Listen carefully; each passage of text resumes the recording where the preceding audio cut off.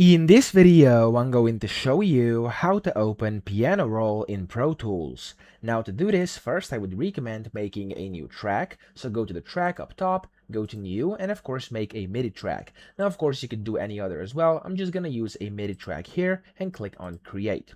When you do this, you have three ways to open it up. The first one is gonna be to click on window and then MIDI editor over here, or of course you can also use the keyboard shortcut over here. As you can see here, it's gonna pop up this piano roll, and you can then go ahead and double click wherever you want, and it's going to add on these notes inside your MIDI track, okay? Just like that.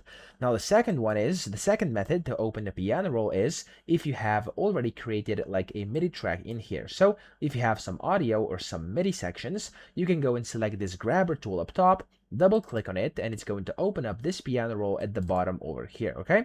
But you can also do this when you actually have a track selected. Just click on MIDI editor bottom left, and it's gonna pop up the piano roll. So that's really all you have to know. I hope this video helped you out. If it did, please subscribe to the channel and help me out as well.